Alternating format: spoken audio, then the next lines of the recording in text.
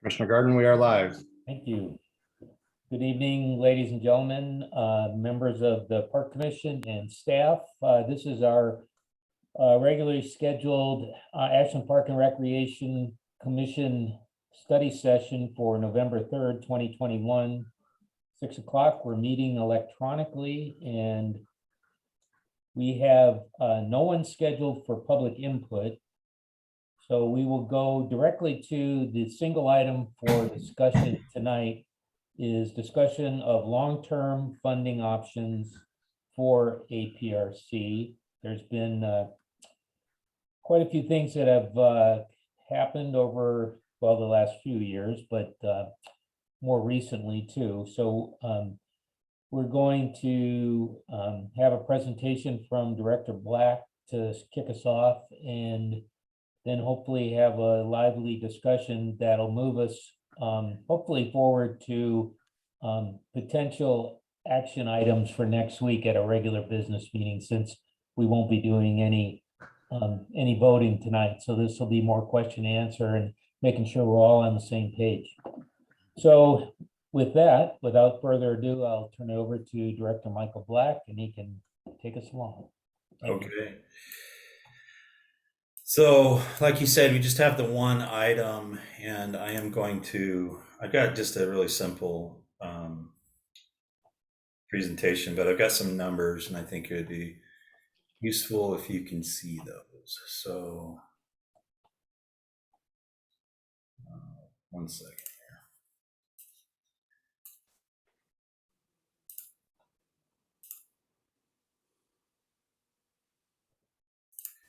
here. Okay. All right, can you see that? Long-term dedicated funding goal? Yes. Okay, great. So the purpose of this meeting is to talk about long-term dedicated funding for Ashland Parks and Recreation, and to also talk about the upcoming December 6th City Council meeting, which I believe is supposed to be a joint meeting. Is that right, Commissioner Gardner? You know,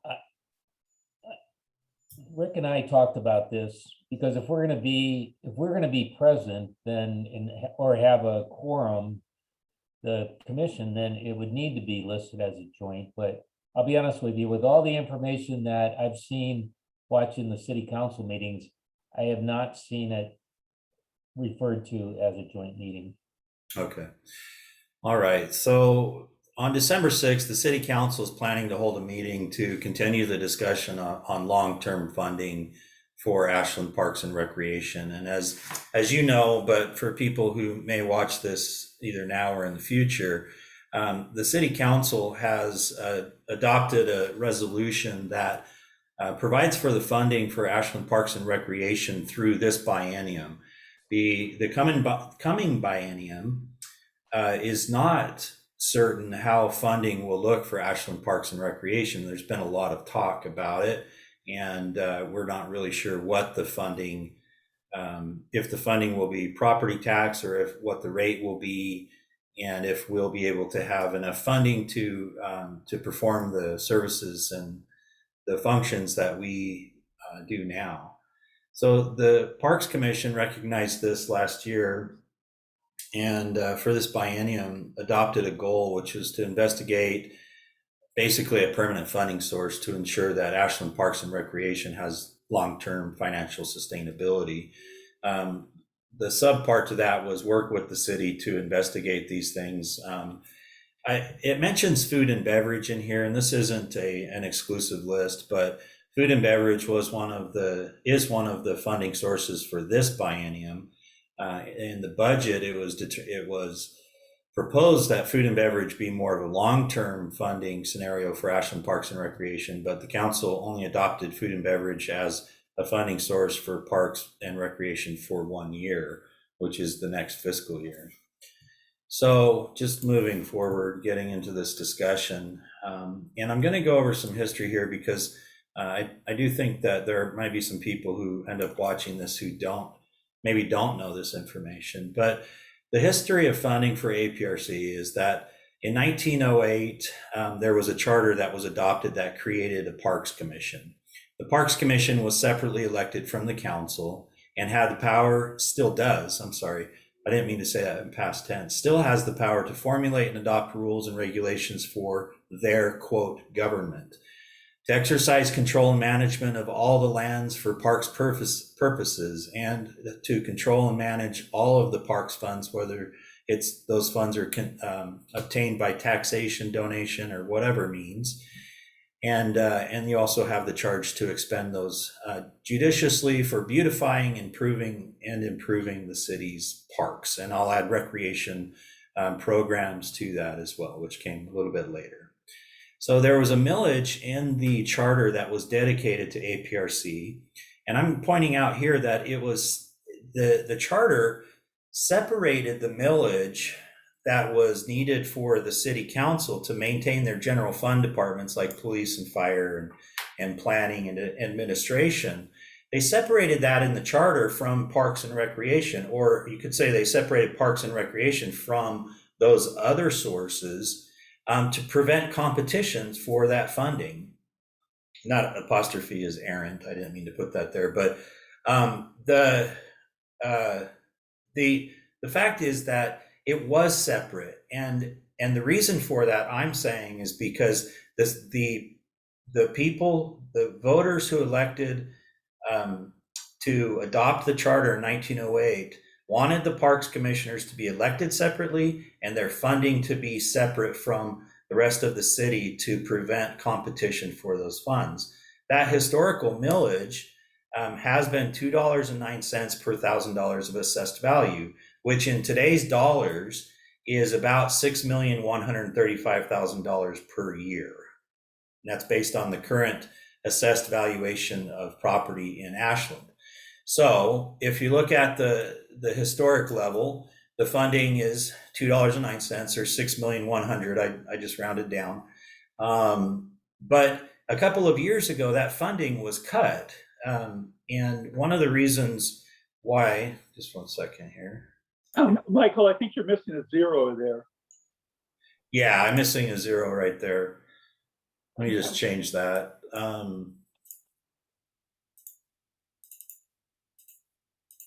So let me just go over the history here. So, sorry about that.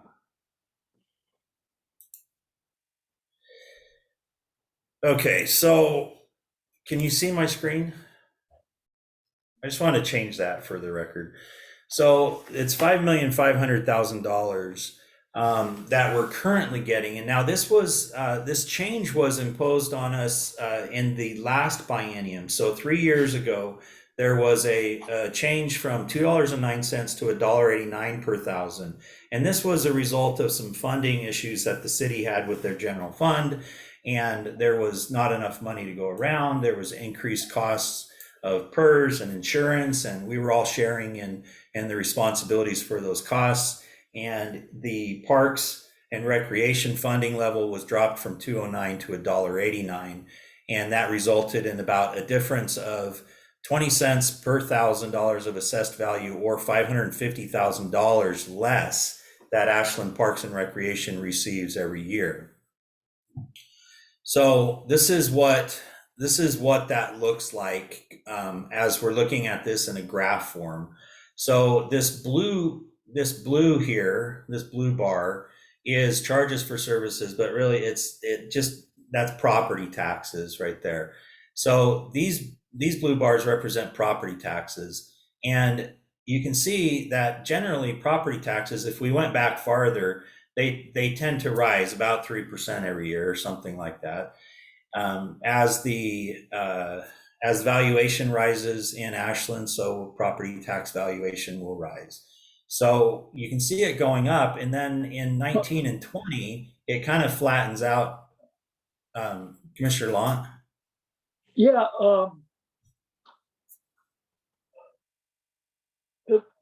Let's see, the 3%. I was just talking about inflation. I just said about 3%. Yeah. Okay, never mind. Sorry. Okay. So just to get to the bottom line here, generally property taxes is where we see our funding. We could see that that property tax kind of leveling off a bit and then starting to fall down. And in 22, 23, property tax is going down quite a bit, and the gap is being filled with food and beverage, and that's this orange bit here. So it ends up being around, Terry, you can correct me if I get these numbers wrong, but I'm just going to give, actually, you can see on the graph the relationship in terms of percentages of where the money's coming from. So the issues that we have, that we're facing right now, is there's a threat to non-essential services. And in my memo that I wrote, I kind of explained what non-essential services generally are. Generally speaking, non-essential services are those things that don't provide the health and safety, like police and fire and sewer and water and those types of things, to the community. Now, this community has done surveys in the past that say that parks are an essential service, but for all intents and purposes, going through history of cities and things like that, parks generally will fall into the non-essential services. When the belt gets tightened, it's the non-essential services that end up getting cut first. So if parks is a non-essential services and recreation with that, then when there's not enough resources to go around, we could see cuts coming to us when there's competition for general fund dollars. When we're competing with essential services, obviously, well, we're probably going to see the cuts disproportionately come our direction. So, and I put in here, although the city charter was supposed to prevent this from happening, Measure 50 put all of those funds into one basket so that regardless of what the charter says, where Parks and Recreation funding was supposed to be separate, the state, in adopting Measure 50, put all those funds back together. So we were thrown into that competitive arena where now we have to compete against essential services. And I'm not saying that because I don't think they're essential, quoting it, but I'm doing that because what is it? Are we essential or not? And I think, that's still to be determined. So what's at risk? Well, I think we've got a lot at risk here. We've got 18 developed parks and almost 800 acres of open space just in the parks division. This over 100 years, this organization has been built up to support this city and the lifestyle of the residents in the city of Ashland. We've also got sports courts, and we've got we got recreation with all the programs that they have in the nature center, the ice rink, Daniel Meyer pool, and the golf course. They put out 3 play guides per year, and they have hundreds of programs in each play guide for people to sign up and to enhance their lives through those programs and the offerings that they have. We have a senior services division that is a robust division. And I just was in a presentation with our senior services superintendent and talking about how they provide the healthy aging, well-being, and dignity to the citizens of Ashland and Independence. And they have benefits and application assistance at the senior center. They have Valley Lift vouchers that they do there. They have dementia caregiver support, fitness classes, social activities, food and friends, and many, many other things. We also support the bike swap, the 4th of July run, the concerts that we do, concerts in the park, at the golf course, the Bear Creek Salmon Festival, and other events that we are part of, whether we're the ones who are leading those events or supporting those events. Those are all things that 209 has worked to support. And we've used that 209 to build up this organization to support all of those things and all of those activities and programs and areas that we maintain in parks, including Lithia Park and Garfield Park and North Mountain Park. Those are all the things that are potentially at risk if we are looking at reducing even further than what we have already reduced as far as our funding level goes. So my proposal to you is that the Parks Commission support staff in continuing to explore a potential levy for the dedication of funding that would specifically be for the operation of parks and recreation, and that we also continue to move forward in evaluating a parks and recreation district. The next steps we have coming up is we have a December 6th City Council meeting that I am working with the City of Ashland. I don't have specifics on a levy. I can answer questions today on timing and what that looks like legally and things like that. But as far as the funding amount, how much we would be looking for and things like that, those are things that have not been discussed yet, but the commissioners could talk about that tonight if you wanted to, and what you would like to see coming from that. And to go on further, we need to look at forming a committee to explore the formation of a district, or even to talk about the levy potentially. But we also need to be looking at consultation services as we go forward. So those are the steps that I think we need to be looking at. And I'm asking you for the support going forward to look at a levy specifically. And when I'm saying this, what I'm saying is that in order to resolve the issues where we are being threatened by not having enough funding going forward, that we look at creating a levy, and cities are authorized to do this per Oregon statute, to create a levy to support the operations of Ashland Parks and Recreation, to get back to what the charter intended, to make the funding for Ashland Parks and Recreation separate from those general fund dollars, so that we aren't in competition for those general fund dollars anymore. And then to also look into the district formation. And I'm happy to answer questions and to discuss this matter further with you, but that in a nutshell is what we're talking about today. Okay, let's go do a round of questions, and then we'll have some more comments. But I saw Commissioner Want and then Commissioner Bell. Do you have questions for Director Black or the group in general? Yes, Director Black, you kind of were emphasizing levy. You did mention in the end district, but you really were emphasizing levy, and I have a suspicion why, but could you please share why you put the emphasis that way? Sure. So I put the emphasis that way because the immediate threat to Ashland Parks and Recreation is funding. And if we're looking at doing something immediately, we should be looking at first addressing the funding for Ashland Parks and Recreation. In addition to that, creating I will say, and in order to do that, we need to move quicker on that funding part, so that we can have something in place so that we can plan for our budget in the coming biennium. It takes a vote of the public to adopt a levy. It's not something that the City Council can just impose or the Parks Commission can just impose. So there has to be a vote of the public to approve a levy.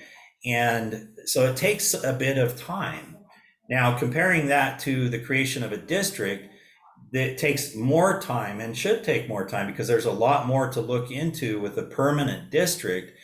And it takes more time to go through all of the steps and processes required to form a district than it does to create a levy. So a levy, I think, would be a step or stepping stone on the way to creating a district. Now, levies, I should also point out that the levy that I'm talking about, these types of levies, are temporary. They only last for 5 years, where they'd have to get renewed every 5 years. Where a district, once it's approved, it has a tax rate that it's permanent, that it keeps and moves forward just like a city has. So there's a lot more work to do to create a district than there would be to start a levy, or to get a levy on the ballot, I should say. Does that answer your question? Commissioner Bell, go ahead.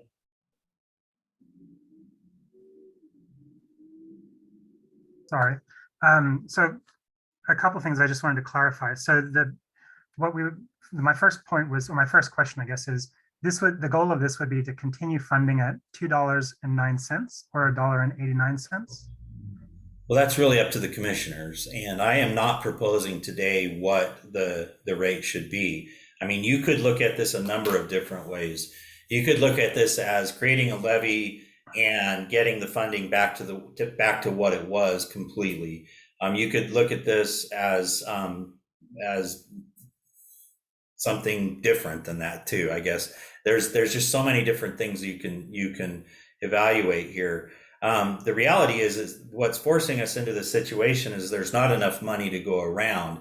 So at the very least, there needs to be a creation of a revenue amount that will make it so that the city council doesn't have to choose between essential and non-essential services going forward. So that's the minimum amount that needs to be raised. And just recently, we heard from the city that it's not as much money as they had thought it was previously, but it's still a significant amount of money. And part of it could be that they have so many vacancies at the city that they're projecting out in the savings that they'll have from the vacancies and in positions that they're having for the city. And once they have all those positions filled, then the amount of deficit they have will probably go back up a little bit. But there is a problem. We're proposing this. I'm proposing this to you for two reasons. One is there is a problem at the city where there is not enough funds to go around, and the city council is going to be forced to choose from between essential and non-essential services. We are in the competition for those funds. Two, if we don't come up with a solution, we will have to accept the solution that is given to us. So what I'm trying to do is get the Parks Commission in a position where we're not going into the city council meeting on December 6th and hearing how the city council proposes your budget to be resolved. We are coming to the city council saying we think that this is a viable solution for a resolution to this situation. So we're the ones making a proposal as opposed to the proposal being given to us, which could potentially not be favorable to us. Sure. And this, so I'm sorry. Real quick, your question on the 209 is what we should discuss tonight, and it's a great question. So let's not lose sight of that. We need to decide, what that limit needs to be and have that be a starting point. So I just want to say that real quick. I know you're not done, so I'll turn it back over to Commissioner Bell, and then I'll go to Commissioner Eldridge. Okay, so this would ensure that we have some financial stability, but it would also give some additional flexibility to the city with what they could do with their own funds. Also, it seems to me that this levy could potentially increase over time, over the course of 5 years, and so that it wasn't a sudden increase in a cost for the city in general. One other sort of a quasi question that I had for you is, because this is a separate source of revenue, it's not something that would be rolled into, it would not be in the way that our previous funding had been rolled into the city's property tax general fund. This would stay separate indefinitely. Is that correct? Yeah, so a district would stay separate indefinitely. The levy would stay separate for the life of the levy. Okay. And let's say that we were going to aim for $2.09 of per $1,000 of property assessed value.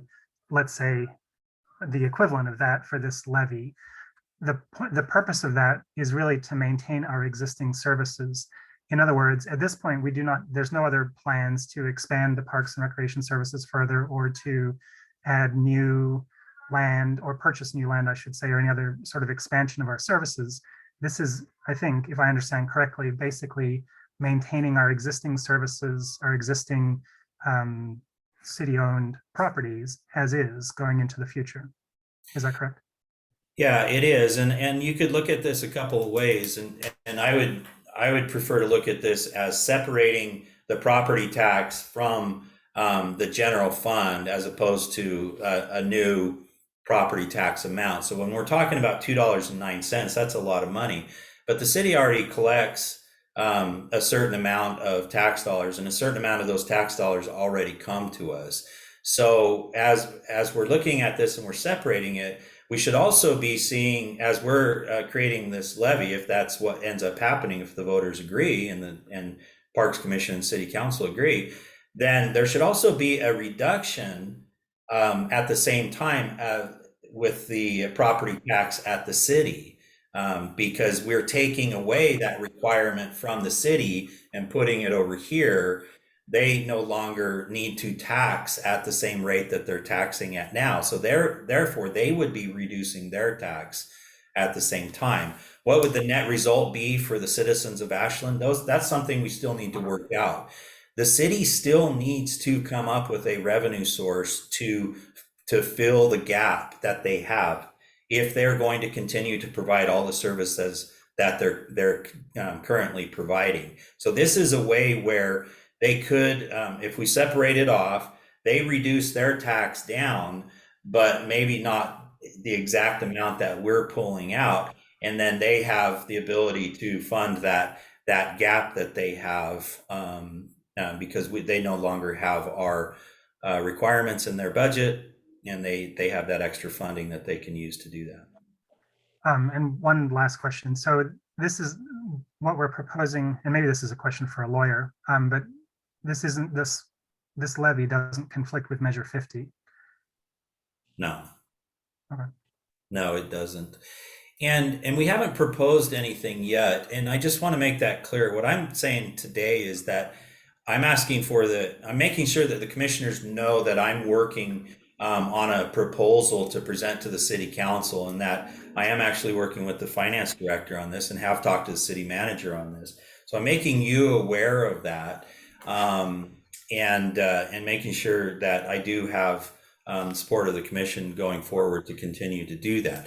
Now, what the recommendation is going to be is still going to take some work. How it's going to look as far as dollar amounts and things like that largely has to do with the Parks Commission and what your desire is. But we also need to calculate all of these things out before we can tell you what the impacts are going to be, and what the true tax increase could potentially be, and things like that. So I don't have that information today for you. Okay. But we will discuss along those lines, even if we don't have the exact numbers. I think the discussion will eventually get around to that tonight. Yes. Yeah, all I'm saying is I'm not proposing something to you, but I do need direction from you. Right. Okay, I'll turn it over to Commissioner Eldridge. Thanks. So a couple clarifying questions just to make sure I understand, and then another thing that I was thinking about. But first, so we're talking about a levy specifically on property taxes. So that's right, yeah. But there's other types of levies, I assume. And then and I guess I'm just thinking out loud here, because that sort of does the job of sort of putting more of the burden of that levy onto people who own high price properties. So that, as I was thinking about like not wanting to really negatively impact the lower socioeconomic folks in this town. So that's interesting, but I also, I don't know if this is appropriate or just a total different thought, but in Commissioner Launt's statement to City Council, he talked about the loss of the CIP funding. And it seems to me that, and maybe this doesn't help us with our operating budget, but I feel like the voters of this town would be very eager to vote for, well, I think it would be successful, a vote that where the voters knew exactly where it was going to, like the swimming pool or other capital improvement projects, where I almost wonder whether that sort of, tax or levy to when it was going to a specific thing to build up our CIP funds would be more successful with the voters, especially really popular projects that people want to see happen. I know that doesn't quite get to the problem that we were talking about, but when I think about what people are willing to pay for, they want to know what it's going to be and where their money is going to go. So, and that's going to be, the tricky part of it, because I'll just interject real quick. I mean, right now we have part of our operational funding comes from the general fund, which is those tax dollars. traditionally, since the food and beverage tax has been in place, our CIP money for projects has come from our cut of the food and beverage tax. We don't know what that's going to look like after 2023, but that's what we're trying to craft is a budget that will operationally keep Parks and Rec successful and also include money for CIP projects that the community is going to continue to ask for. Whether it's trails, whether it's courts, whether it's a pool, any of those things. So that's kind of the nuance. We're refashioning the model of how we're going to fund those things, or what the city's going to be willing to part with to have come our way. And just one more follow-up question. I don't know if this is, I'm not, finances aren't my area of expertise, but is there such a thing as an optional tax or an optional levy that citizens can, if they wish to, contribute to that? Or is that just? That's just donations. Okay. That's just basically donations. So no, and to get back to your first question, I think about the different levy types. This is a levy in the true sense of a levy. It would be levied against property valuation, but then there's also parks and recreation fees that could be imposed on utility bills and things like that. Those are also tools. But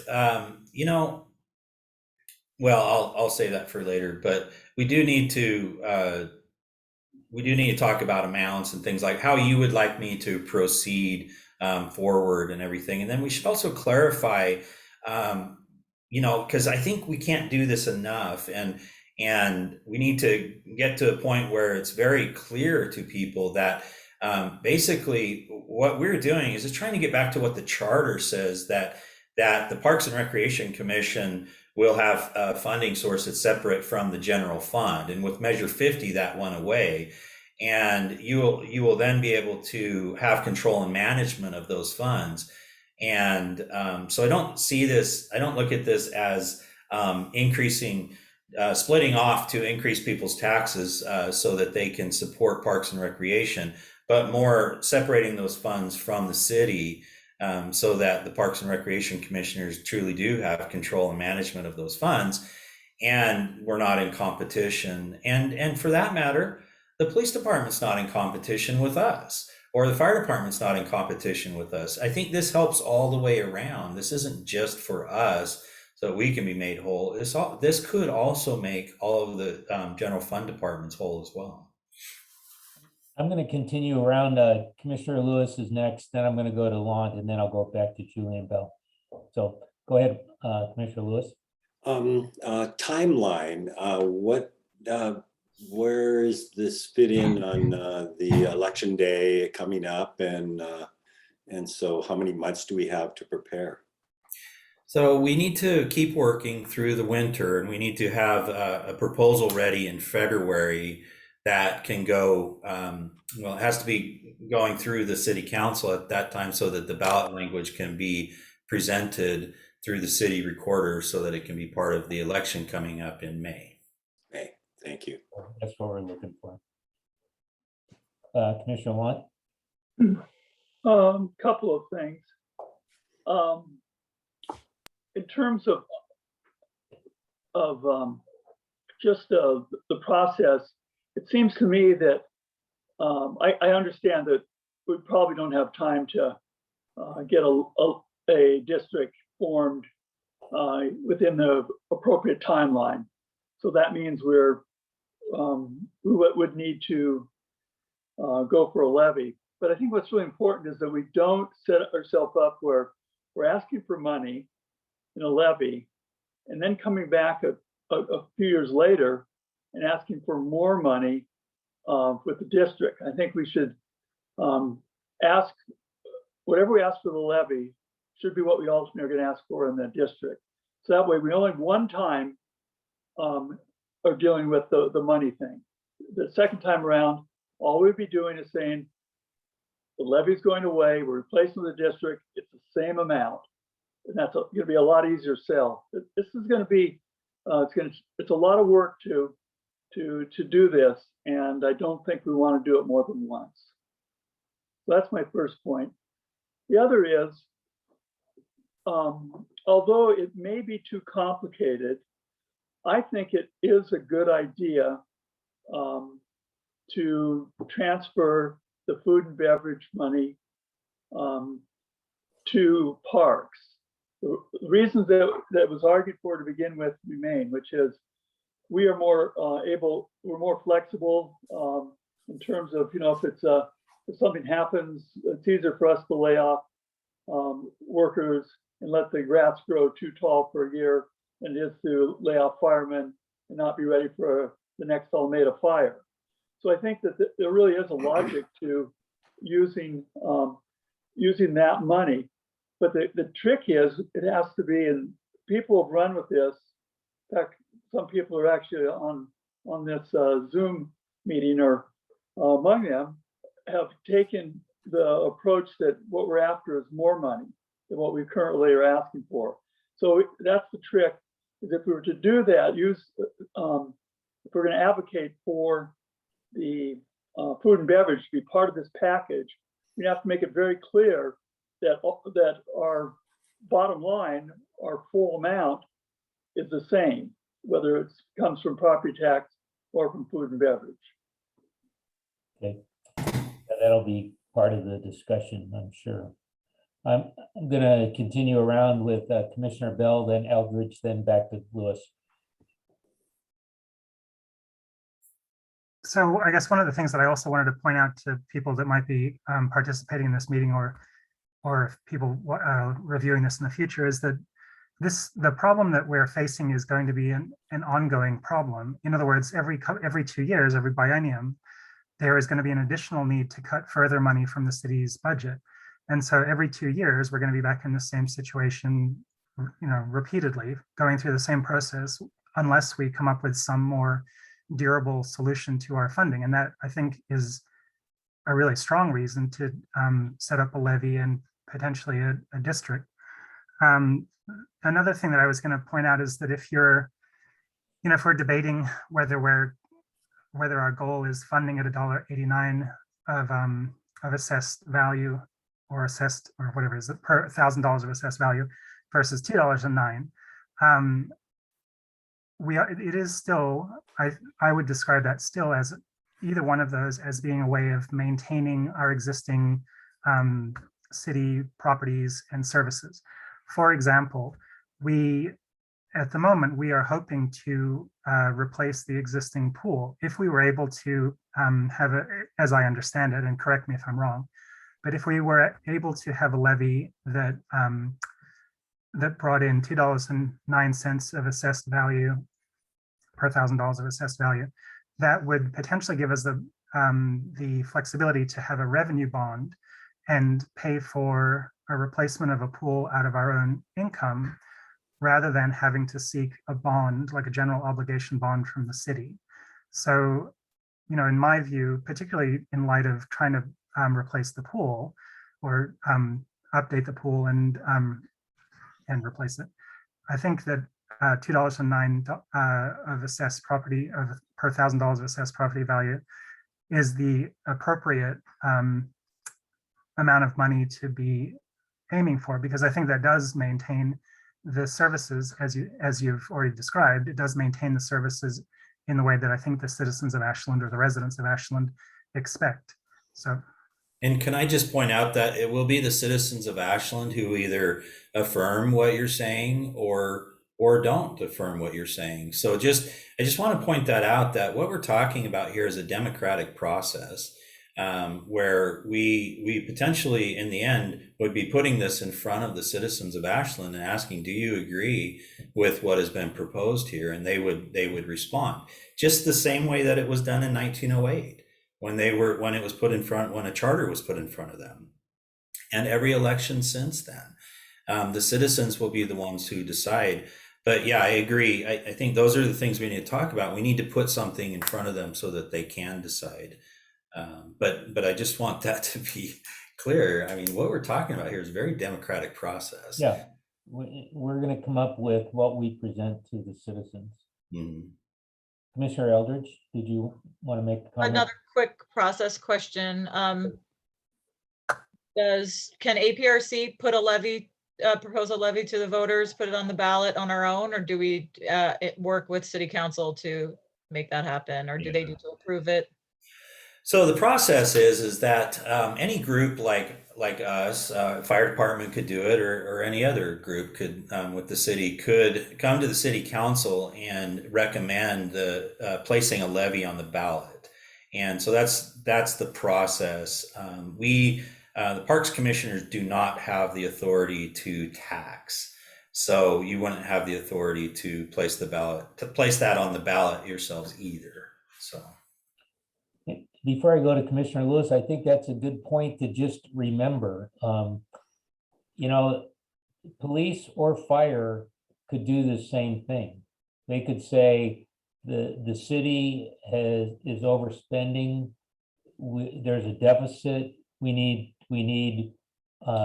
the general fund doesn't have enough revenue to go around.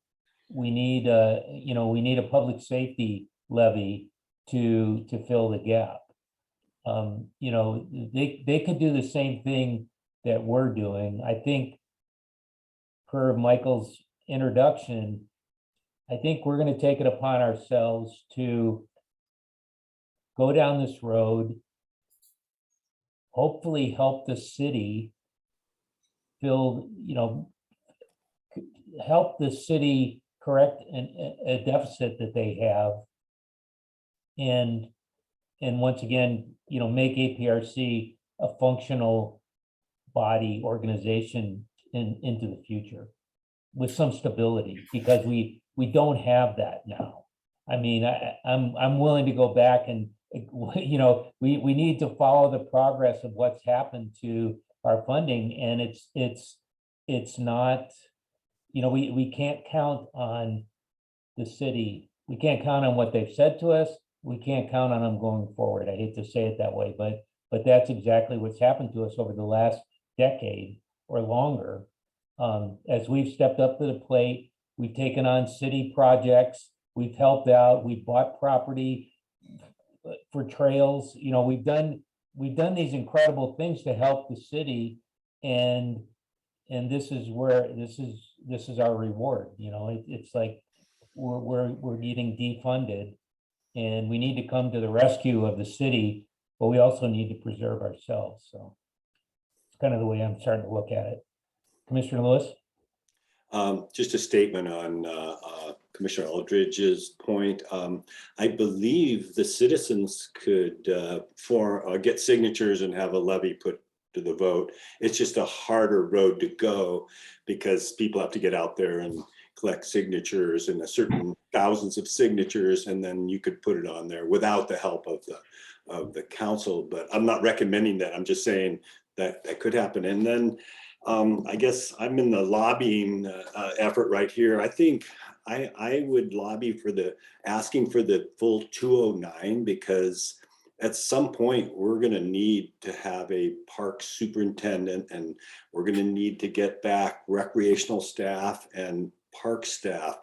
We're not whole, and we're barely hanging on, and we have emails every week about how dare we not take care of the bathrooms or the ponds and all this stuff. We have very good reasoning behind that. It doesn't seem like it resonates as well as it probably should, but this is really a staffing issues mostly. And so I'm here saying we should take whatever proposal we take should be at 209. And I think Commissioner Lott's point, we're not asking for anything over and above what we have had in the past. This isn't trying to increase revenue. This is just trying to make us whole from what we did for decades. And we ran a very top-notch park system with that amount of millage. And so, talking about the police and the fire could have levies, well, these would be over and above levies. These would be asking for more money than is what I understood from that discussion. So I hope we make it perfectly clear. We're just trying to maintain what was in the original city charter. And so that's what I would be, I'd like to hear some discussion on the 189 and the 209 too, as far as what we should take to the council. Okay. Commissioner Lamont, you had your hand up. No. Well, two things. First, I'd like a clarification of how the 209 relates to a revenue bond from the pool. So that's a question for Commissioner Bill, and then I had a comment. So I guess, and this maybe is my own understanding of how this is likely to work going forward. But so the way that I understand it is that at the moment, at least, the food and beverage tax has already been committed to APRC, and that, you know, that may wind up getting renegotiated 2 years from now. But at least for the time being, at least we are getting that money from the food and beverage tax, or that's the expectation anyway. My sort of general understanding of what we're proposing to do going forward would be that we would be aiming for $2.09 of revenue total, including whatever we are getting from the food and beverage tax. In other words, we would continue to, and this, you know, I'm sure it could be written in a variety of different ways, but my understanding would be that for the time being, we would be getting the food and beverage tax, and the difference between that income and $2.09 of revenue per $1,000 of assessed property value. That additional would be the levy, let's say for the next 2 years. And after that, perhaps the city would prefer to have more of the food and beverage tax, and the amount of the levy could increase, and the amount of food and beverage tax that we're getting could decrease over time. Or we could continue to get 97% of the food and beverage tax with an additional levy to make us whole at $2.09, you know, estimated, or whatever you want to call it, per $1,000 of assessed property value. I'm not sure if I'm being clear about that. I'm still just not seeing how this relates at all to a revenue bond for a pool. Well, if our food and beverage tax is where the capital improvement project money comes from, then as long as we're getting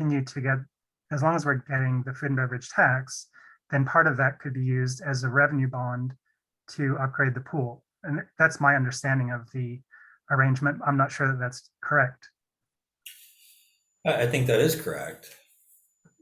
I don't think that's, I'm not relating that to the 209 though, Commissioner Lund. He's saying that as long as we get food and beverage, if there's capacity in food and beverage to support a revenue bond, that is true. You could use that for that. Okay, but that's no different than our current situation. That's true. And if there's nothing that we're going to do to change, I mean, nothing we're proposing, I don't think, that changes that. Because if we're asking for more of the food and beverage, as is happening in the next fiscal year, going forward, I don't think we're asking more for CIP. We're just saying that that's to make us add that to a certain 209 minus that food and beverage gets us to 189, 209, 199, whatever. So I just don't see how there's any more money with any of these scenarios that I've been thinking about. There's no more money for a revenue bond than what there currently is. That's my point. Well, it seems to me that if we're currently operating on $1.89 per $1,000 of assessed property value, but the total revenue after this levy, including food and beverage tax, increases to $2.09, then we do potentially have enough money to upgrade the pool or replace the pool with those funds. I just want to, I mean, going to 209, the idea is to make us whole. It has to do with operating expenses. Right. There isn't extra money to go into CIP. That's my point. And just let me, I'll finish and I'll get off the floor here. I just wanted to point out that it makes a lot more sense for us to go out for a levy or a district than it would be for fire and or police. And the reason for that is the charter. It's being consistent with the charter. That's not the same for fire and police. And the other part of it is that because we are different than fire and police, because the charter wants us to be different, we have an elected body, and we as elected body are pushing for this. And so that's why I think if someone would ask, well, why are you doing it rather than fire or police? The reason is because the charter has directed us in that direction. And those are good points. And I just wanted to back up and say, when I said that about police and fire, it's just that they could do it. If the city wanted, it could happen that way because they're funded out of the general fund. And I will, I kind of want to say one thing real quick. If we set the Wayback Machine to 2018, we were getting $2.09 from the general fund, and 25% of the food and beverage was our CIP. That's the way we were being funded. The last biennium, that was dropped to $1.89. 25% of the food and beverage was still coming our way, and that was our CIP fund. The first year of this biennium, once again, $1.89, 25% of the CIP, or of the food and beverage for CIP. And then train wreck the next year, put all the food and beverage together, negate the fact that we were already getting 25%. And then if you go back to the screen that Michael Black showed, and you see the orange and the blue together for next year's funding, it's, it adds up to $560,000 less because we don't have a CIP fund. They rolled our CIP into our operating revenue, and that's what we're up against. That's the declining funding that we're trying to avoid with coming up with the equation for how we move forward. Whether, we haven't even got to the point of discussing whether food and beverage is still part of the equation or it's not part of the equation. Commissioner Lott makes a good point. If we go if we say 209 makes us whole, that's 209 plus 25% of the food and beverage, because that was our CIP fund. And so it's not just $2.09, it's $2.09 and some food and bev. That's just historically how, if we look at that's just the last 5 years, because the 2 decades before that, we were 209 and 20 and then 25% of food and beverage, and that was our CIP. Commissioner Bell was actually next, and then Commissioner Lewis, and then Commissioner Lott. So, okay, well, just so that to clarify so that I understand. So what we are considering tonight is whether we would have a levy which allocates $2.09 per $1,000 of property value with the addition of food and beverage money, which takes us to the funding that we had in, from 2018 and all years prior to that, essentially. Well, yes, many years prior to that. Yeah. During the time that we had the food and beverage tax at all. Okay.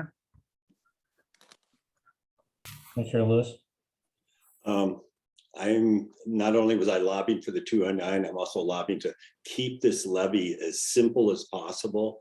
We're talking about several different other CIP projects. We should not, I hope we don't roll any of this in. We just have to make it a very simple levy. We want to be made whole by 209. There's no extracurricular things that we should throw in there. The pool could happen with the food and beverage monies. We were so close to it before the pandemic. We were almost there. That's a complete separate issue than our 209. So the 209 is the levy that we shoot for, and we have to have citizens get out there and sell this to the community. And the simpler it is, complicated levies are kind of deadly when you have to think too much about what the implications are. If you at the bottom of it says there's no tax increase, is one of the most important parts of this on the ballot, is what I would suggest. Let's the food and beverage, this is that whole council's idea. Was never our idea, the council's idea. That's a short-term scheme to me, and that's not what we should be discussing here tonight. That's just some odd non-solution to what our long-term funding should be. It's just to try to get through it and then the next year or maybe the next year. I don't see, I've never been a huge fan of that as any kind of long-term solution, but I see this levy potentially is least extending it out, and the district is the ultimate thing. And then when we try to sell the district, I think Commissioner Lott made a good point.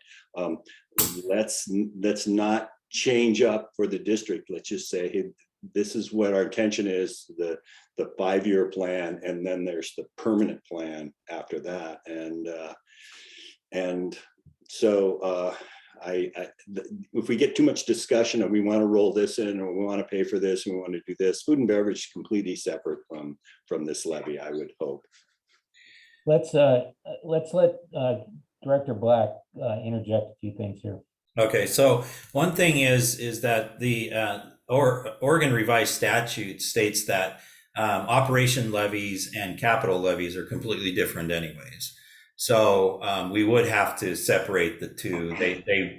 We would only be talking about an operation levy. The other thing is that if we did have a levy that did provide our funding as the historical rate, we would no longer have to subsidize the operations through CIP.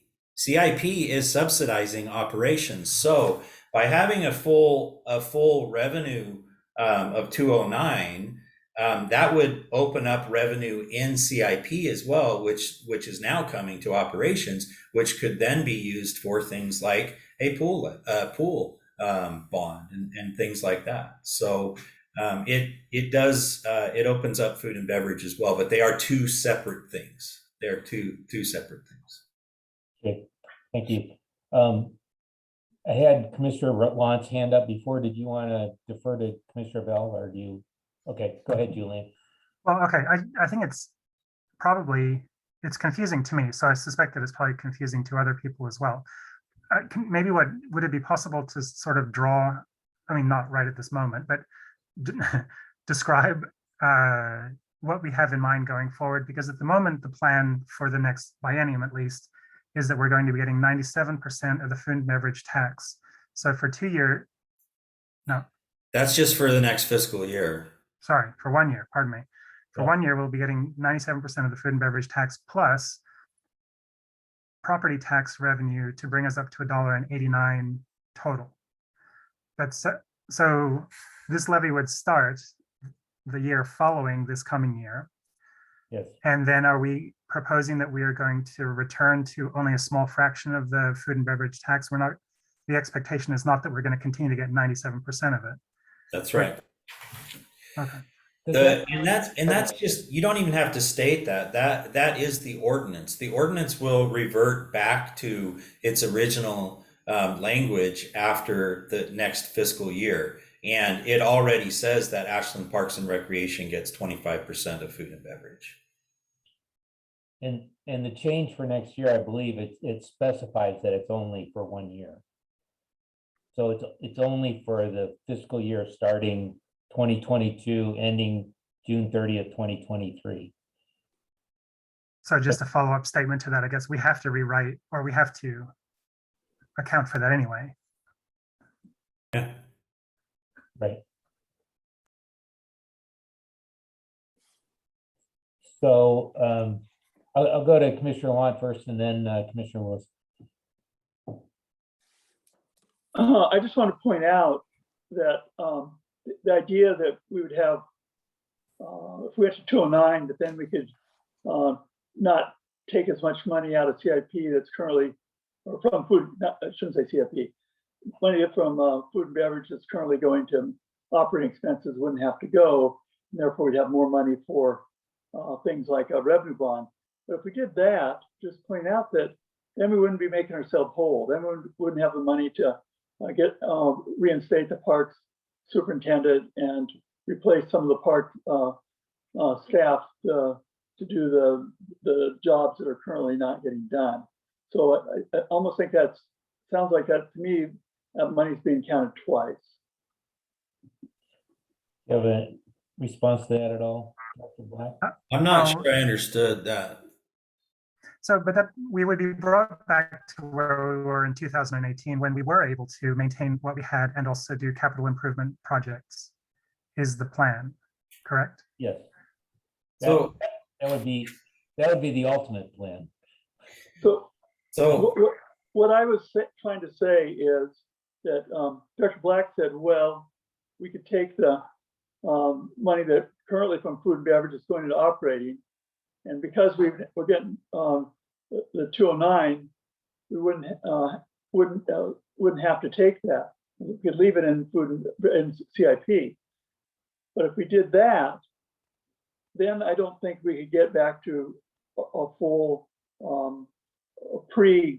back to our past staffing.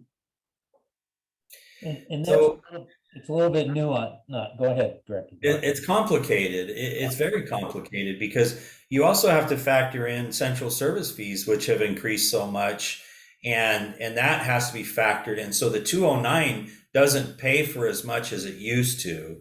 So it's not really the same worth as it was in 2018 because other expenses have increased so much, disproportionately increased. So it's more nuanced than that. And I couldn't tell you right now what the staffing would look like, but I can tell you that 209 would definitely put us in a better situation than we're in right now, for two reasons. One, a dedicated funding source is a dedicated funding source, and two, we're only getting $1.89 or the equivalent of $1.89 right now, and 209 is more than that. Yeah. So, and just to clarify, so Director Black could say when, but originally the food and beverage percentage was for CIP only, for capital projects and large scale maintenance. Because of the defunding to parks, we basically had to raid that fund for projects to fund operations. And that's what Rick's talking about is, if we say, okay, we won't have to take that money and then we'll have more in CIP, but it's like we may still need that money for operations. That's the nuanced part that only staff can really determine what that budget needs to be. But just to cover that little discussion. Commissioner Bell? So maybe a different way of asking my question anyway would be that if we were to go to $2.09 per $1,000 of assessed property value, plus the food and beverage that we were getting back in 2018, would we be able to continue our current staffing, or would we be able to return to 2018 staffing and also have revenue to pay for the pool? It's too. What I can say is this: we would be in a better situation. We would be in a situation where we could continue to provide, at the very least, the services that we provide today. We would be looking at replacing the positions that we could, but there's other factors, like I said, that go into that. Would we then have the ability to look at central service fees? And in those, I'm including our fleet fees as well. Would we have the opportunity to potentially look at contracting out some of those services, not HR and legal, but or maybe whatever it is? Would we have the opportunity, more of an opportunity at that point, to look at or have more control over our expenses? And then what I would be able to answer that question. But I can tell you that obviously 209 would put us in a better position and would be a sustainable, it would be a sufficient funding source to continue to provide the services we're providing now. And we would be able to start bringing back some of the other things that our positions and provide more services going forward. I couldn't tell you exactly what it was today. Yeah, because I guess a different way of another sort of version of what I'm trying to say is it strikes me as being just dumb to let the assets that we currently have fall apart, and the city needs a pool. So it seems like those are the basic goals for going forward. Well, yeah, and I think that would be the goal, is to get food and beverage back to what it was intended for, and to be able to bond, do revenue bonds, and to collect money to do larger projects now, and use the revenue to pay for it over time. That's how we've used it in the past. Right. I mean, as Commissioner Lewis pointed out, I mean, we were on the cusp of doing that prior to the pandemic, you know, Got it approved. with the traditional funding that was in place, you know, for parks that had been, you know, that was how we were moving forward with those projects. So I think, so just to recap a little bit, what we've discussed so far tonight, and some good points, and maybe I can just pick some of them out, is early on, Commissioner Launch said, when we go for an operations levy, it should be something that we can continue with onto the district discussion without having to ask the citizens to increase their participation in the form of more property taxes. I think that's a good tactic. I also heard Commissioner Lewis throw up his hand and say, I'm in favor of 209. And I think 209 is what we should be focusing on, because that will allow us to do the things we've just been discussing for the last 45 minutes. You know, how we get to not drawing money from our CIP fund to run our operations. We can manage our operations. We can also have CIP fund that's important to, as you just pointed out, Commissioner Bell, to make sure that the facilities and the equipment we have doesn't fall apart, and to, you know, replace an aging pool. And there'll be other facilities that come up in the future years. The important part, I think, about the levy is that we would still be operating under our current relationship with the city. You know, we would still be a separately elected park commission. We would have control and management of park lands. We would still be beholden to city council, obviously, for everything that happens.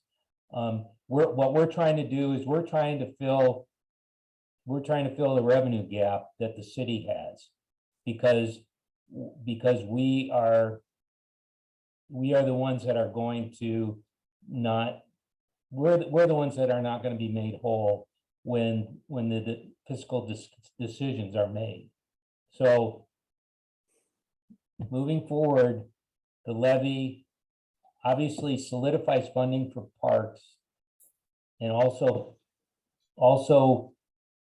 opens up the opportunity for the city to repurpose some of the general fund dollars that would not need to go to parks. Is kind of the way I see it going, and I'll let anybody talk to that right now. Go ahead, Commissioner Lunt, and then I'll move to Commissioner Lewis. Yeah, I don't disagree with what you're saying. I would only say that I still see the levy as being a stopgap. It's a 5-year, and then you have to have another vote, and in 5 more years you have another vote, which is why, to me, it makes a lot more sense to plan to form a district to replace the levy as soon as feasible with the same tax base amount. Yeah, and I don't disagree with that. Yeah, that's because we're gonna have to have a vote again no matter what. We might as well do it in such a way that actually sets us up consistent with the city charter, consistent with the way we operated for 100 years, and was only unable to maintain that now because of a state law that preempted the city charter. So that to me is the 3 points is, and I've been convinced, I still think that there's really a logic in using food and beverage, but Commissioner Lewis has convinced me that simplicity is important, even though I think it would be a better solution actually. It would be much more complicated, and I think that's a point well taken. Commissioner Lewis has also convinced me for the 209 and as Director Black. So my 3 points would be that we propose that we work towards a 209 5-year levy consistent with voter-approved city charter, plan to form a district to replace the levy as soon as feasible with the same 209 base, and continue the 25% of food and beverage, even if a district is formed consistent with voters' approval or consistent with past voter approval. You know, the one other little, not nuance, but the thing to remember is the food and beverage tax currently sunsets in 2030. So, you know, as we spoke about before, when we thought that the city's solution was going to be total food and beverage to parks into the future, that's why we made a point of saying, you know, that's really only going to be 8 years away, and it's only going to be 7 years away after this biennium comes to an end. So, you know, there's some moving parts there as well. I don't think that's really an issue we have to worry about, because if we're only getting 25% of it, that means the city's getting 75 or 73% of it, and they have a vested interest as much as or more than we do in the continuation of that. So we'll be partners in that, and I don't think that the ball won't get dropped. Whereas if we were getting all the food and beverage, then I think it behooves us to really move forward on that right away. But I don't think there is such an impetus with because we're partners with the city under this as I propose it. And I agree with that as well. I wasn't saying against it. I'm just making the point that, you know, we will have to then lobby for that as well as it comes up. You know, it's not indefinite funding. Commissioner Lewis. Yeah, I'd like to say I agree with Commissioner Lott's proto motion or whatever that was, because I think he hit all the pertinent points. And not being an expert on writing ballot measures, even though I've read hundreds of them in my voting career, it doesn't seem like a very complicated ballot measure to write. So, I mean, this February timeframe, somebody correct me if I'm wrong, get a couple heads together and somebody with some legal experience and cook up a simple ballot measure that everybody can understand, and we can go out in the community and basically convince them that this is a good ballot measure to vote for. So I'd be happy to hear from Let's let Director Black. So yeah, so what I'd like to do is continue working with the city to get the numbers together and things like that. So the phases we have to go through are, first of all, I'm getting consensus here tonight, but it would be great, since this isn't on the agenda for action, if we could bring this up again at a meeting where there is a possibility to make a motion and take action and actually give me definite direction on how you want to proceed with this. We work with the city to identify the all of the particulars as far as what that would look like, is, you know, from budgeting standpoint, how the language would look. We'd have attorneys involved in that process. The commissioners could also be part of a process to look at that language, but it would have to be presented to the city council. And at that time, I think the city would take the opportunity to also look at their opportunities, or take the opportunity to look at the possibilities with us removing, potential for us removing that revenue or resource requirement from their revenue and how they would like to approach their revenue, how much they would decrease it, what they would be doing. And that could be proposed to the city council all at the same time. And I think that's going to be December 6th. As far as the language for the ballot, you're right. It's not that difficult, nor is it uncommon for ballot measures to be put together for several different types of levies. Just recently in a neighboring county, in cities in a neighboring county, there were several levies that were on the ballot. And it's in some places, cities will use levies to continue to get feedback from the community on what services they want to support. So there are services like police and fire and juvenile services and libraries and all those types of things that have levies. And it is pretty common. It's not thinking outside the box, so to speak. This is a common democratic process that you put to the public to see how they feel about funding parks. So I think I went around in circles a little bit there, but the process would be, we need to get something together for the city council. City council needs to agree to put it on the ballot. And then we put the language together by February and deliver that to the county so that they can prepare the election. I had Commissioner Bell first and then back to Commissioner Lewis. I don't have anything to add to that. Okay, thank you. Go ahead, Jim. I guess I'm getting back to my keeping it simple thing.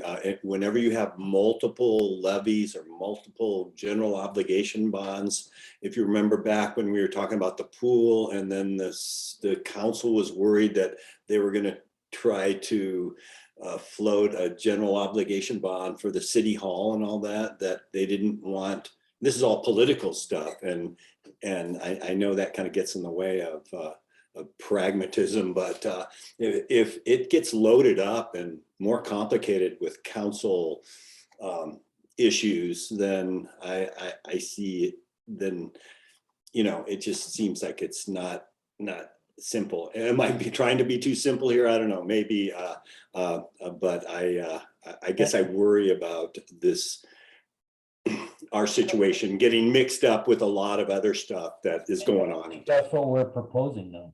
That's not what we're proposing. What do we propose? We're just going to propose a levy. Michael's point was just.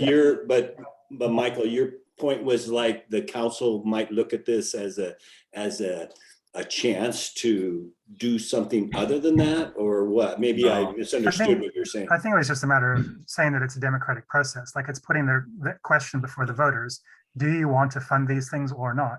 But I mean, I totally agree with Commissioner Lewis. I think when we ask the council to put this levy on the ballot, we should also maybe ask that it's a single item rather than a conglomerate of different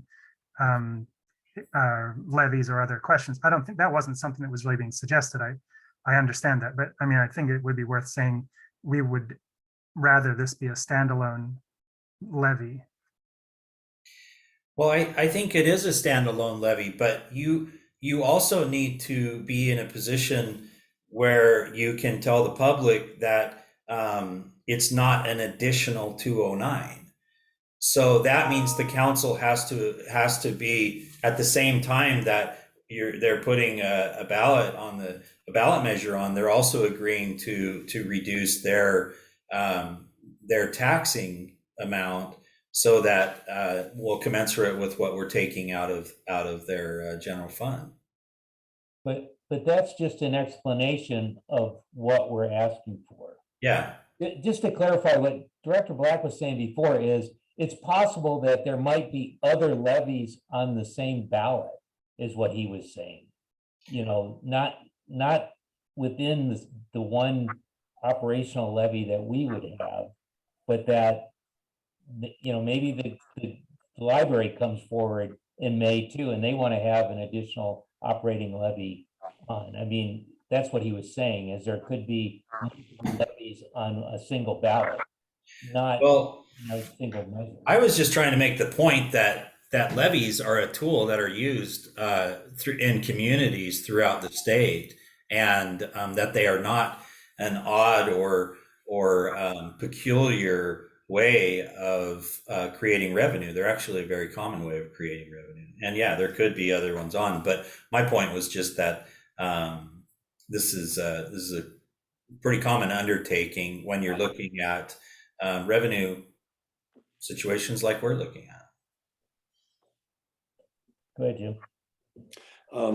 Traditionally, May elections are not well attended, and I'm not sure about how Ashland is, whether people get out and vote in a non-federal level. But it seems like, is this a levy that would need a certain percentage of registered voters to vote on it, or is that a?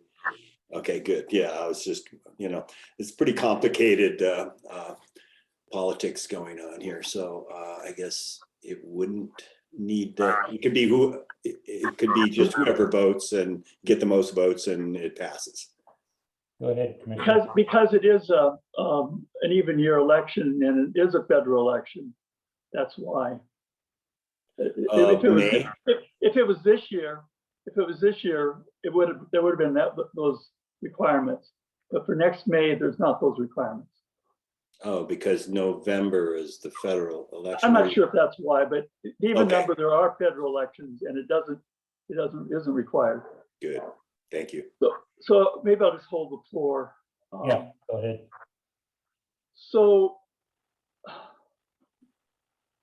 it's possible, it's theoretically possible that the city could take, the taxing authority is $4.30 cents. It's possible that if this levy passed, that the city council could say, okay, we're going to reduce our taxing by 209. They're not going to do that. Number one is we've only gotten 189 to pass, so they obviously are going to need 20 cents right there. But they're also saying they're short of money, so they're probably going to ask for more, raise more than that. Now, it would be outrageous, and I'm sure they wouldn't even consider it, to take the whole taxing authority. But as any voting taxpayer is going to want to know what that amount is. And so it isn't part of the ballot measure, but it's something that I think that's what Director Black is alluding to, is the city council is going to need to say, hey, this is what we're going to do. This is how much we're going to take from that from that 189. Actually, currently it'd be of the 189. This is how much we are going to take of that. So the property taxes would be 438 minus 209 plus some amount, or actually plus 20 plus some to make it to 209 plus some other amount. But every taxpayer that's voting is should be asking that question. Well, how much of my tax is going to go up? So yes, city council is going to have to come up with that, in my opinion. Does that make sense to everyone? What he's saying? That the operating levy wouldn't be predicated on the city reducing their taxing authority, but that's the concept, is that the city doesn't need the whole $1.89 that we currently get from the general fund, but they need part of it.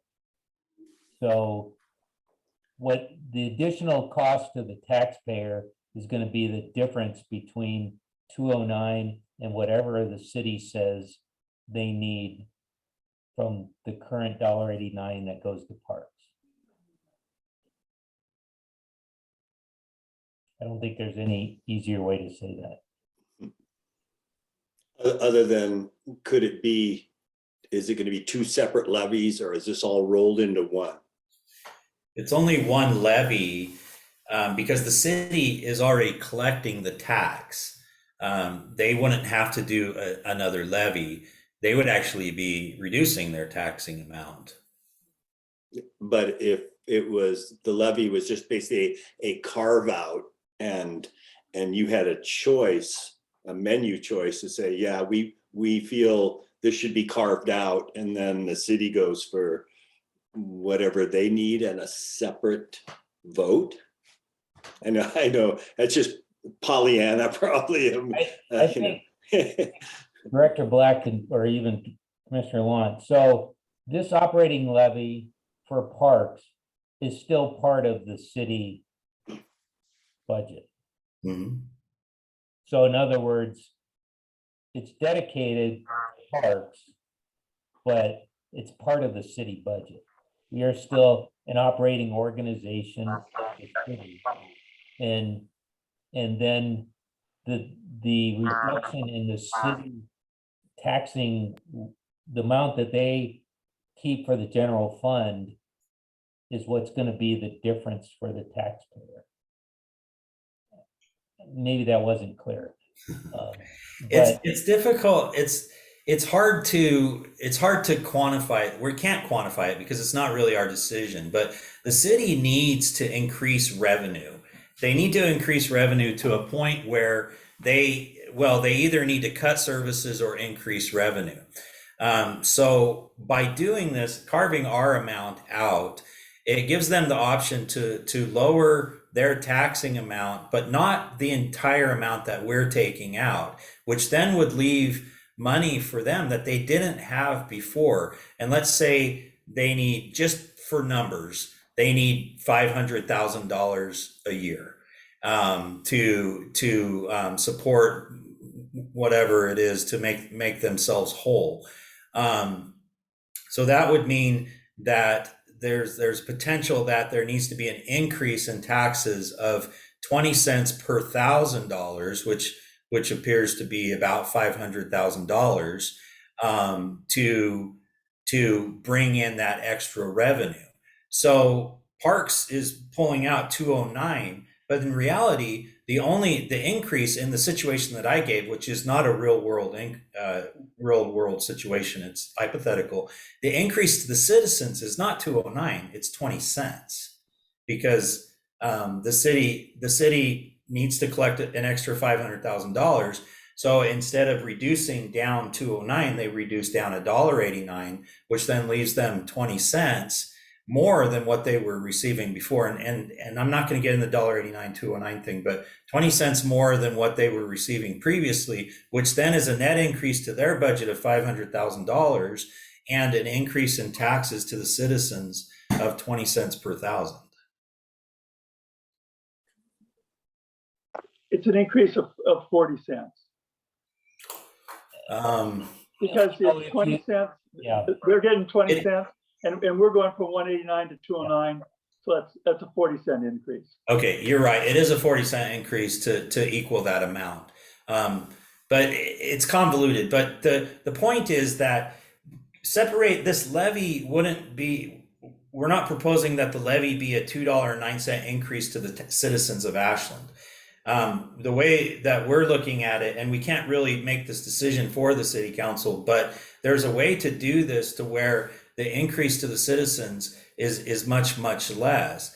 But for, let's say, whatever the amount ends up being, the city and Ashland Parks and Recreation, with that small increase, could then provide all the services that they're currently providing and bring back those services that potentially that were lost recently because of cutbacks. And I think that's the question for the citizens is, would you agree to pay a little bit more in taxes if it meant that the city council didn't have to have a competition for who is most essential, and we didn't have to go through a process of cutting programs at the city and Parks and Recreation and things like that? Because I guarantee you that every service that is provided by the city, Ashland Parks and Recreation and so on, is somebody in the citizenry is counting on that for one reason or another. There's no services that the city is providing or Ashland Parks and Recreation providing that are just superfluous and meaningless and can just be cut without impacts to the level of service in the community. Somebody will notice a difference in the community. And what we're trying to do is We're trying to get in front of this and saying, hey, we think we could be part of the solution here, because if we were to separate from you and do this levy for us, it would give you the opportunity to do this.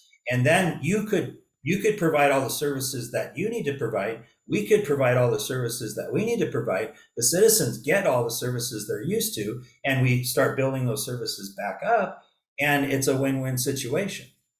So does that make any sense? Okay, so that's the idea behind this.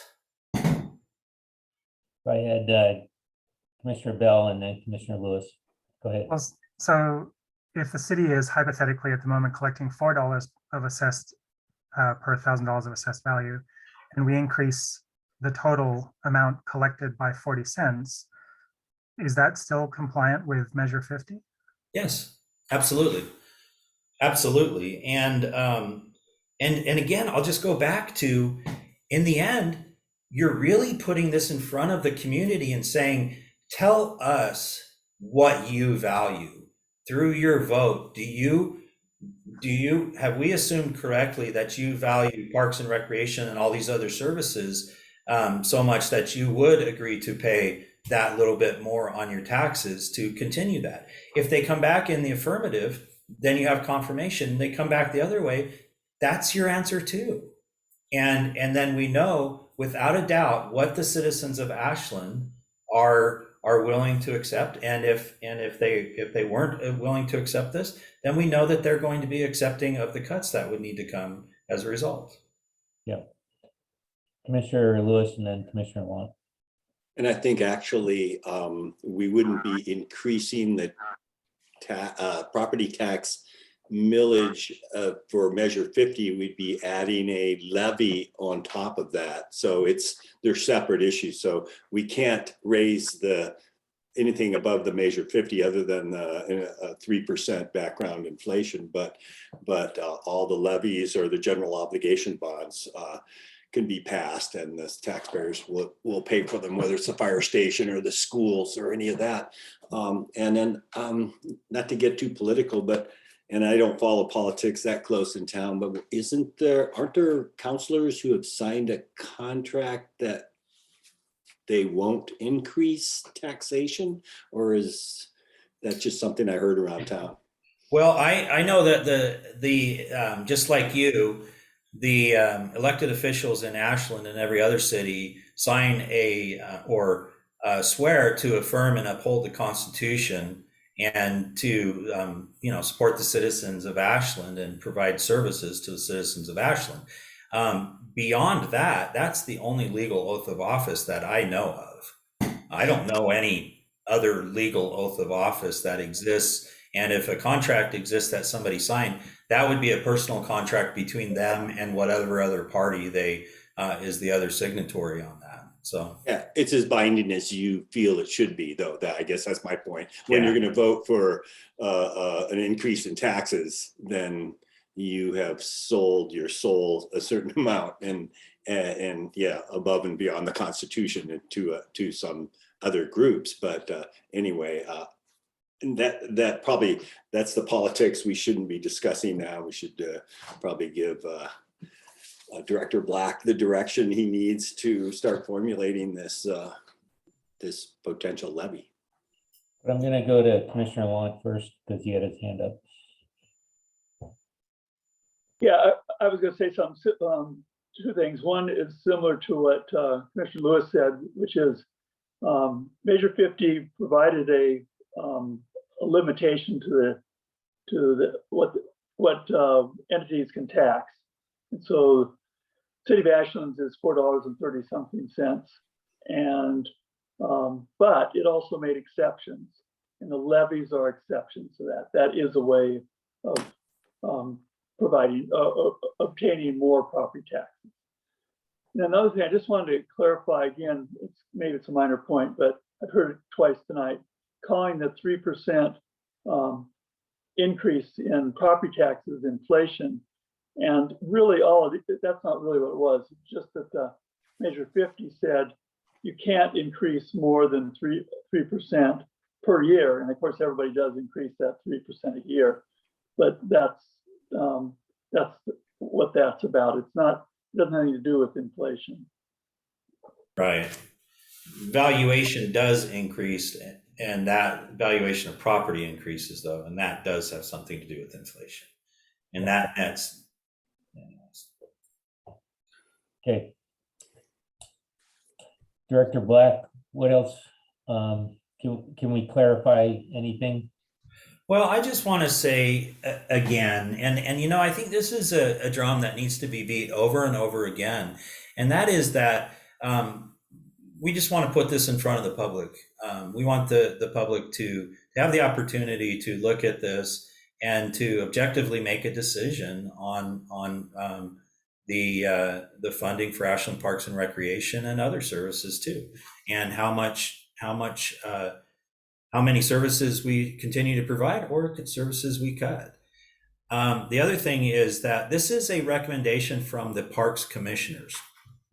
So I would like you to direct me in the next meeting, if you feel inclined to make a motion to provide that action, to direct me to seek whatever it is you want me to seek. But in the end, we will need to come back again when we formulate the data, and I can tell you kind of what the city's plan is, and you know what all of the numbers mean and all those types of things, and more concisely put together a timeline and things like that, so that you can actually see that and approve it. And I guess there's two ways we can do that. Is we can have another business meeting before December 6th, or I can put well, we'll have to discuss how we do that. But you're going to want to see those numbers again before December 6th, I think. Right. Let me just add real quick, I already noted on the look ahead, we normally don't have a study session in December. So all we have on the look ahead is the December 10th regular meeting, I think, or not 10th, maybe the 8th, I think it is. We might consider holding a special meeting on December 1st, which would be our traditional study session date, if we need to assemble this information prior to the December 6th date of presentation to the city council. So I'm just throw that out there for food for thought, because we do need to get something. We need to put together a clear. I think Director Black already has the general feel of what we've discussed tonight, and I think we've all participated in the discussion, and I think it's kind of clear what direction we need to go.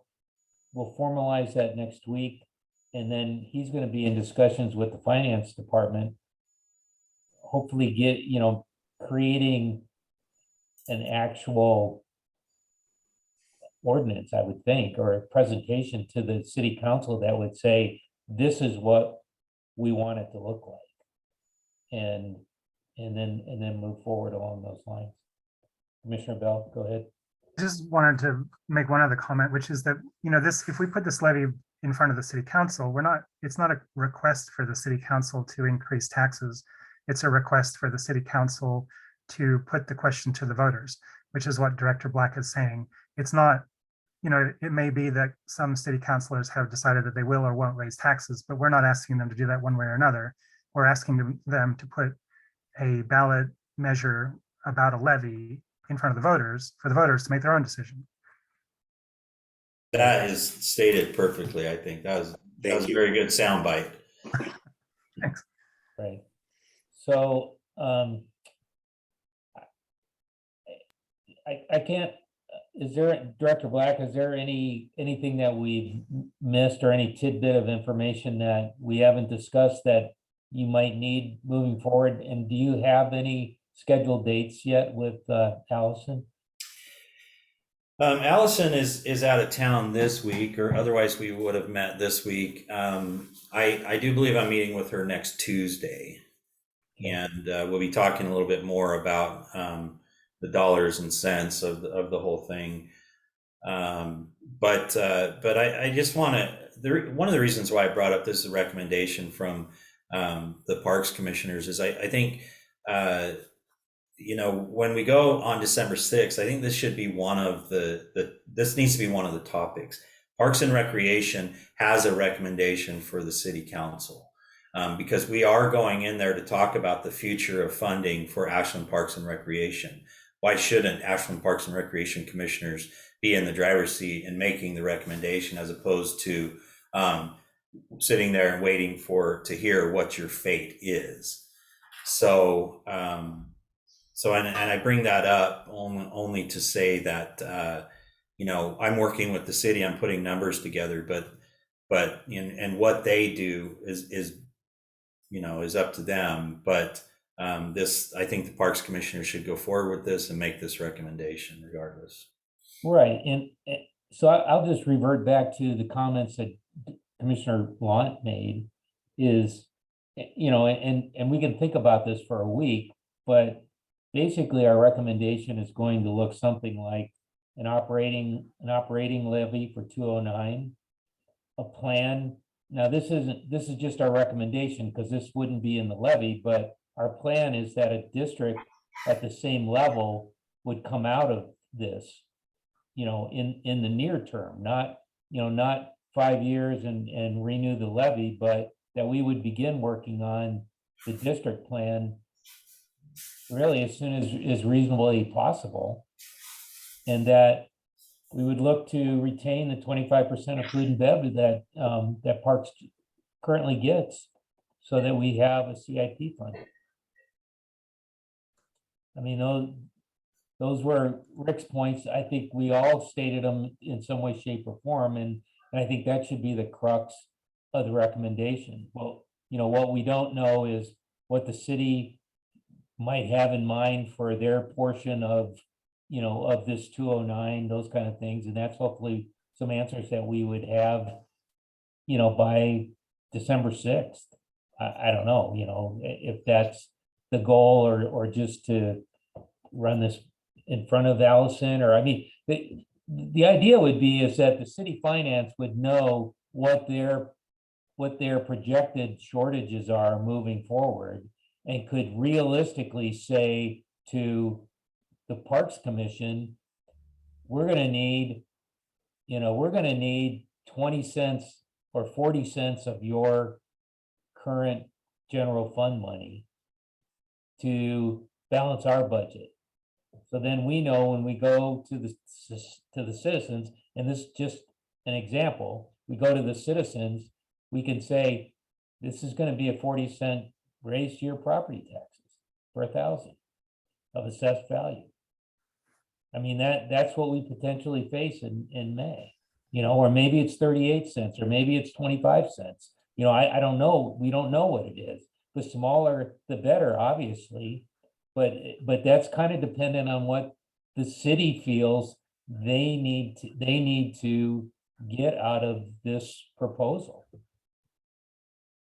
And it really is a solution, our solution, not only for us, but for the city. Yeah. Well, I think what I should do from here is I will get my memo that I gave to you this week. I will modify it, and I will put in a recommendation for a motion, and put it on the agenda for next week's business meeting. Yep.